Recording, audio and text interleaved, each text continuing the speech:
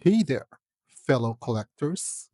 Welcome back to FigureForm Collectibles, where we break down detailed reviews, showcase iconic figures, and hunt for the true collectibles. Today, we're kicking off the Bruce Wayne collectible wave with figure number one. And it's none other than the eerie, uncanny, robot doppelganger himself, H.A.R.D.A.C. Batman. From Batman, the animated series.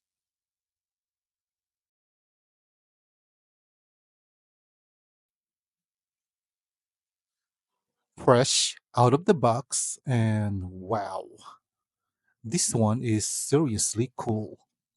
HARDAC stands for Holographic, Analytical, Reciprocating, Digitally Animated Computer. Yeah, try saying that 5 times fast.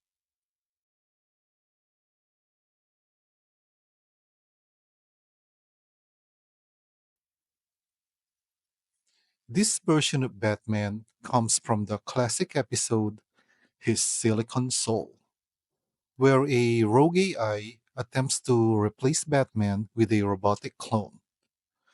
What made it so memorable? The fact that this machine believed it was Batman and struggled with the morality of its own programming. It's a deep dive into identity, consciousness, and what makes the Dark Knight who he is.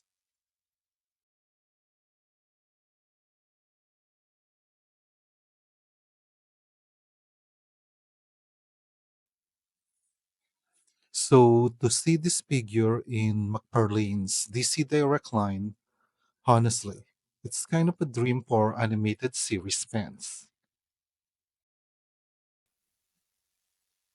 The head sculpt that is on it from out of the box is really well made, showing half of the face of Batman and half of the machine.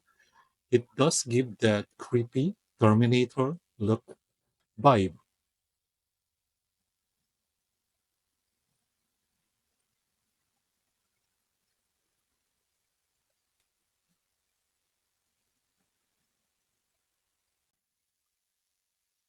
The broken and melted parts on the torso, showing the mechanical parts, is well sculpted. I do like that that's a sculpted parts and not just something that is painted.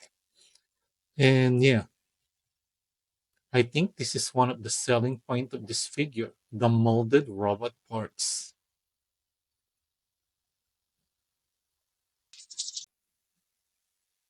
Here is a complete close-up of the front of the figure. I'm glad to say that there isn't that much cell shading as far as the front of the figure, which I guess is a good decision for McFarlane because I'm pretty sure that it will destroy the whole aesthetic of this figure if they added some cell shading in the front of this figure.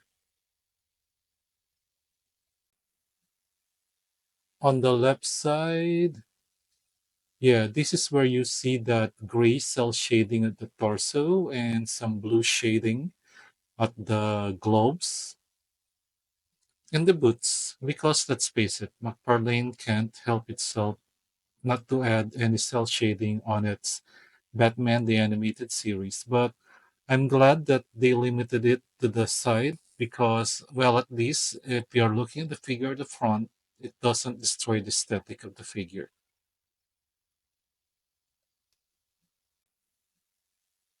Now, here's the right side of the figure, which shows the half Batman face with the red eye. Yeah, I really don't understand what the shade shielding is here because it also has the gray and blue shading on the right side. For me, it would have made more sense if the shading was only more focused on one side of the figure. I also don't know what that line is on the side of the figure. Maybe it's a show of damage or something. I mean, like for damage effect, but it's just weird. It's just one line.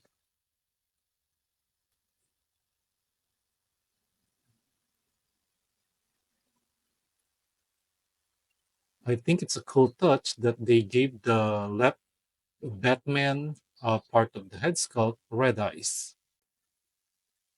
Now here's a close-up look at the back of the figure, and from here I can say that the cape that the figure is wearing out of the box is the wrong cape because it has this face, uh, the mask face of Batman, which is weird. It shouldn't be like this because the head sculpt that is on him is the one that is already half destroyed. So it doesn't make sense that there's a whole set of skull and, well, basically half of a face uh, here when the head sculpt is showing that the other half of the mask and face is still there. He does have one of his accessory though is a cape that doesn't have this part.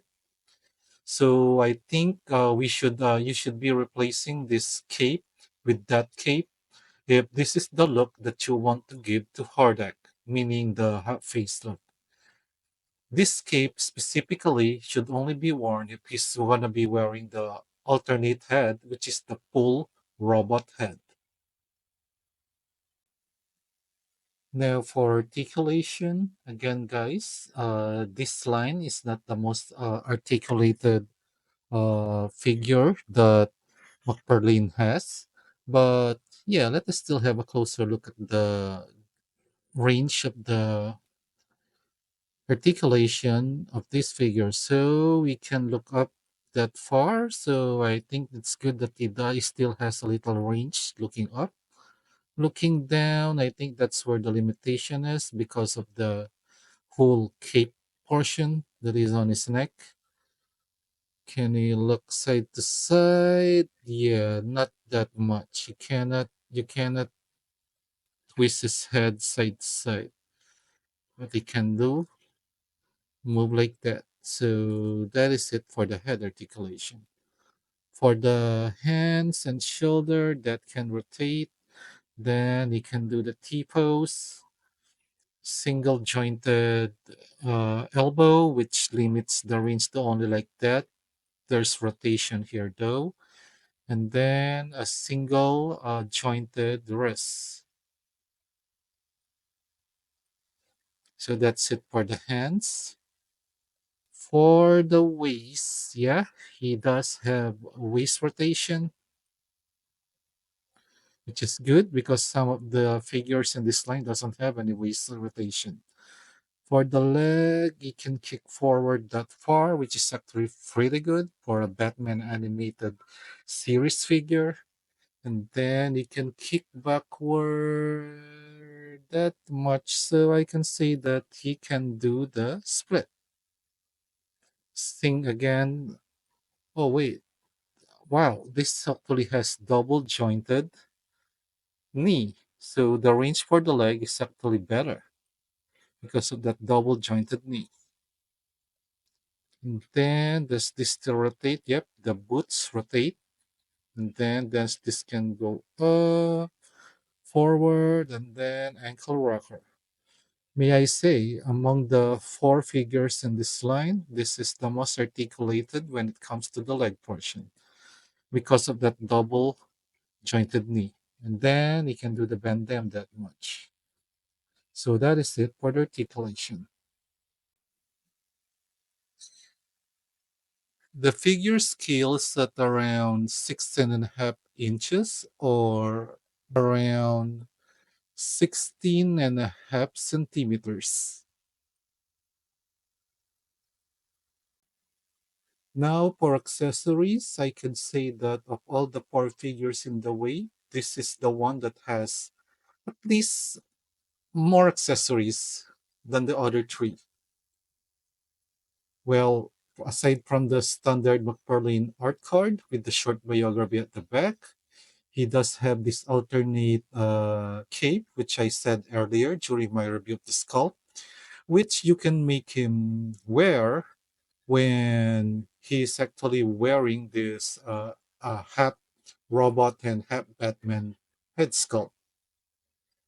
And then he has this sword and a full robot heads alternate head sculpt, two weapon holding hands, and a pair of this hands wherein is making this finger thingy that I guess is showing a weapon or something, maybe a laser or gun.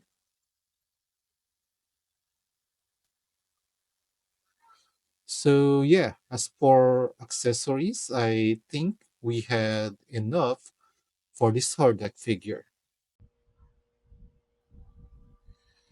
This figure also comes with two of the most important parts in the Bruce Wayne collectible setup, the head and the briefcase. So if you're planning to complete Bruce in his civilian look, H.A.R.D.A.C is where the build truly begins. And being figure number one in the wave, it makes sense that they'd start with something this intriguing. So, is H.A.R.D.A.C a must have? Absolutely. For Batman the Animated fans, sci fi lovers, or anyone who appreciate those deeper, weirder cuts from Batman's rogues and tech gallery. It's a clean design, a meaningful character arc, and a really sleek addition to the animated series shelf. That's it for this review on FigureForm Collectibles. Let me know, did Hardak creep you out back in the day? Or were you just fascinated by the episode like I was? Make sure to hit the like, tap subscribe, and ring that bell so you don't miss any more detailed reviews, iconic figures, and true collectibles.